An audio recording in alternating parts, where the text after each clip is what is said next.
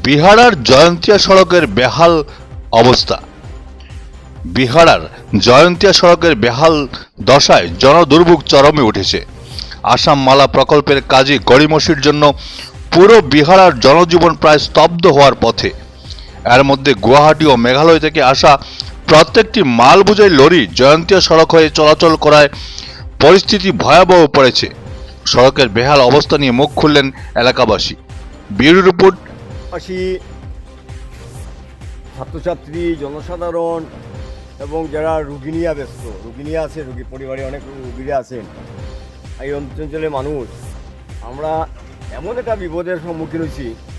এই আসামমালায় রাস্তা তৈরির নাম করিয়া যা অবৈজ্ঞানিকভাবে যে কাজগুলো করতেছে, আজকে সকাল থেকে প্রায় 150 থেকে 200 গাড়ির লাইন ধরছে বিহারা বাজার এলাকায়। আর পাশাপাশি স্কুল আছে আমাদের Deshbandhu Vidyaniketan, MB school, high school, তিনটা স্কুলের ছাত্রছাত্রীরা রাস্তা দিয়ে পায়ে হাঁটে যেতে পারে না। রাস্তার মধ্যে প্যাকের মধ্যে পড়ে যাওয়ার এমনভাবে দুদিকে ট্রাক, মাঝে রাস্তা সরু রাস্তা দিয়া কোনো মধ্যে তার এর মধ্যে বৃষ্টি আছে, বৃষ্টি দিয়ে যেতে পারেন না। যে কোনো অবস্থায় বিহারাবাসীর চিন্তা আতঙ্কগ্রস্ত আমরা।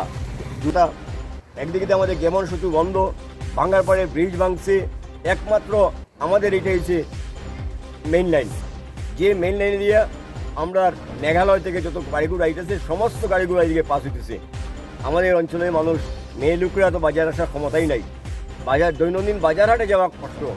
এছাড়াও যারা দিনমজুর মানুষ, যারা ঠেলা চালায়, অটো নিয়ে চলে, অটো নিয়ে যাওয়ার রাস্তা নাই। রাস্তার মধ্যে মধ্যে মধ্যে জায়গাতে বোল্ডার দেওয়া আছে, সেই বোল্ডারের মধ্যে অটো 3 চাকার অটো যেতে পারে না।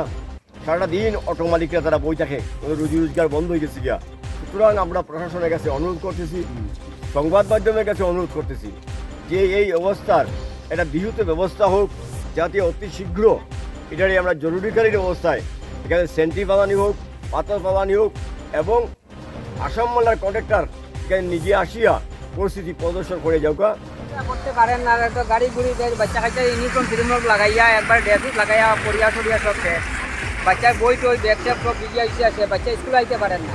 এই অবস্থা হচ্ছে রাস্তা দিয়ে বড় বড় গর্ত, একটা টিয়ারে গর্ত, বাচ্চা কাচ্চা চলতো স্কুলে আইতে গেলে স্কুলে যাওয়া বন্ধ হয়েছে, বাচ্চারা আইতে পারে না।